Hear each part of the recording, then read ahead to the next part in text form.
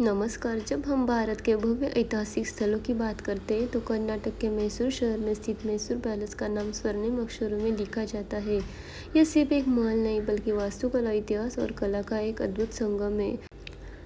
Mysore palace, जिसे अम्बा विलास palace भी कहा जाता है, ये उड़ियर राजवंश का आधिकारिक निवास था। इसे 1897 में आग लगने के बाद वास्तुकार हेनरी इरविन की देखरेख में फिर से बनवाया गया और यह 1912 में बनकर तैयार हुआ।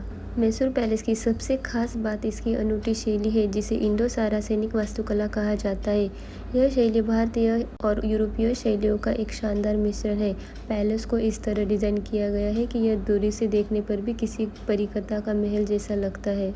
यहाँ आपको मुस्लिम शैली के ओनियन डोम्स और हिंदू शैली के आर्चेस का मेल देखने को मिलेगा। महल की दीवारों पर दशहरा उत्सव और भारतीय पौराणिक कथाओं से संबंधित भित्तिचित्र और तेल चित्रकलाएं हैं, जो मैसूर कला शैली को दर्शाती है। पैलेस का बाहरी रूप जितना भव्य है, उसका आंतरिक भाग उससे कहीं ज़्यादा शानदार और विस्तृत है। यह महल का सबसे आकर्षक हिस्सा है। इसकी छत पर लगी रंगीन बेल्जियम की कांच की खिड़कियाँ और लोहे के खंभों पर की गई मयूरों की नक्काशी इसे एक अद्भुत दृश्य देती है। फर्श पर जियोमेट्रिक डिजाइन के टाइलें हैं जो पूरी दुनिया से मंगाई गई थी। कल्याण मंडप और गोल्डन अंबरी रूम में लगे हाथीदंड की नक्काशी वाले विस्तृत चांदी के दरवाजे जो अद्भुत शिल्प कौशल का प्रदर्शन करते हैं। राजवंश द्वारा उपयोग किए गए प्राचीन हथियार, तलवारें, ढालें और कवच का एक बड़ा संग्रह भी यहाँ उपस्थित है। नक्काशीदार लकड़ी के सोफे, मेजें और कुर्सियाँ, जिनमें कई पर सोने का काम किया गया है। यह पैलेस एक खजाना है जो मैसूर के इतिहास, संस्कृति, कला और वास्तुकला को संरक्षित करता है।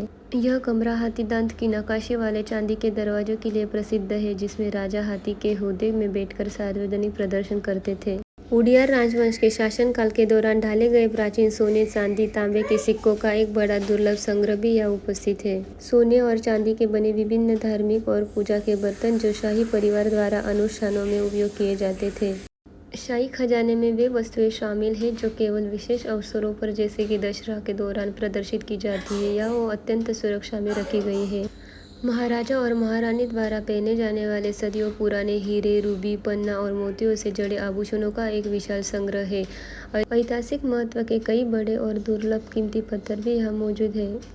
मैसूर पैलेस से जुड़े हाथियों को विशेष रूप में दशहरा जुलूस के लिए सजाया जाता है, जिसे जंबू सवारी कहा जाता है। यह पोशाक का सबसे महत्वपूर्ण हिस्सा है, जो कि सीधे हाथी का वस्त्र तो नहीं है, लेकिन उसकी सवारी का मुख्य आवरण है। यह हाथी की पीठ पर रखा जाने वाला सिंहासन है। दशहरे के दौरान मुख्य हाथी, जिसका नाम कैप्टन होता है, वह लगभग 80 किलोग्राम शुद्ध सोने से बना गोल्डन होदा ले जाता है।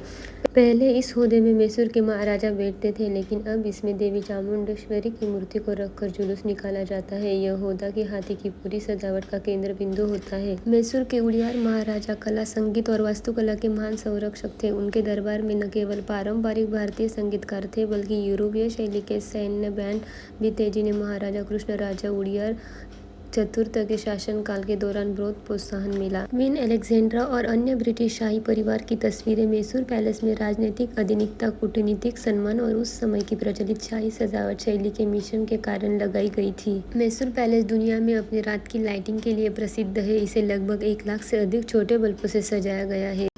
ये सभी विशेषताएं मिलकर मैसूर पैलेस को एक राष्ट्रीय खजाना और एक अत्यंत लोकप्रिय पर्यटन स्थल बनाती है।